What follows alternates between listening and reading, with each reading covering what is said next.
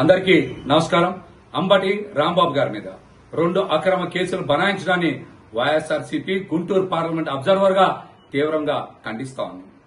ఈ రోజున మీరు వారు నిరసన కార్యక్రమాలకు హాజరవుతా ఉంటే అడ్డుకున్నదే కాకుండా అక్రమ కేసులు బనాయిస్తారా? రాష్ట్రంలో ప్రజాస్వామ్యం నడుస్తుందా లేక పోలీసు రాజ్యం నడుస్తుందా అని ఈ రోజున రాష్ట్ర ప్రజలందరూ కూడా కూటమి ప్రభుత్వాన్ని ప్రశ్నిస్తా ఉన్నారు. అంబటి రాంబాబు గారు ఏం తప్పు చేశారని ఈ రోజున మీరు అక్రమ కేసులు బనాయిస్తారు?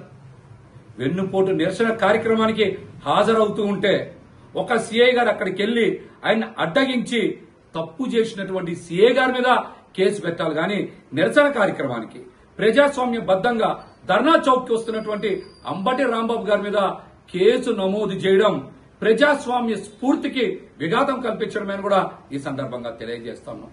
సత్తెనపల్లి కార్యక్రమంలో జగన్మోహన్ రెడ్డి గారు వస్తున్నారని తెలిసి వేలాది మంది ప్రజలు స్వచ్ఛందంగా వస్తే వారిని అడ్డుకున్నది పోలీసు వారు.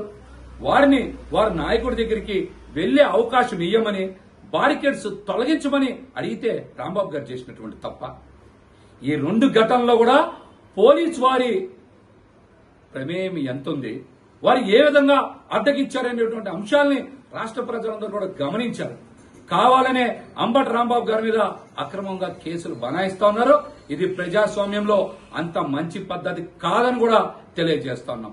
అంబటి రాంబాబు గారి మీద మీకు ఎందుకంత కోపం? రాజధాని ప్రాంతంలో ప్రజా సమస్యల మీద బలమైన గొంతుకు వినిపిస్తా ఉన్నారనా? వైఎస్ఆర్సీపీ పార్టీ తరఫున కూటమి వైఫల్యాల్ని ప్రశ్నిస్తున్నారనా? కావాలనే ఆయన ఇబ్బంది పెట్టాలనే అక్రమ కేసులు బనాయిస్తా ఉన్నారు. ఇది అంత మంచి పద్ధతి కాదని కూడా కూటమి ప్రభుత్వాన్ని హెచ్చరిస్తా ఉన్నాం. అదేవిధంగా రాంబాబు గారి మీద ఏదైతే 2 కేసులు నమోదు చేశారో అవన్నీ న్యాయస్థానాల్లో నిలబడేటువంటి కేసులు కావు. కావాలని దురుద్దేశంతో అంబటి రాంబాబు గారి మీద ఎవరైతే కేసులు నమోదు చేస్తున్నారో అటువంటి పోలీసు అధికారుల మీద ఖచ్చితంగా ప్రైవేట్ కంప్లైంట్లు వేస్తాం.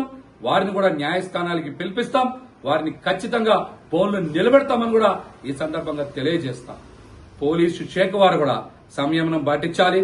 ప్రజాస్వామ్య బద్దంగా మీరు నడుచుకోవాలి గాని ఏదో కూటమి ప్రభుత్వంలో మీకు ఆదేశాలు ఇచ్చారు, అందరి మీద కేసులు కట్టమని మీరు ప్రజాస్వామ్యానికి వ్యతిరేకంగా, రాజ్యాంగానికి వ్యతిరేకంగా పనిచేస్తే న్యాయస్థానాలు కూడా ఖచ్చితంగా స్పందిస్తాయని, ప్రజలు కూడా మీ అందరి చర్యల్ని చూస్తున్నారని, తగిన సమయంలో మీకు బుద్ధి చెప్తారని కూడా ఈ సందర్భంగా తెలియజేస్తా ఉన్నాం.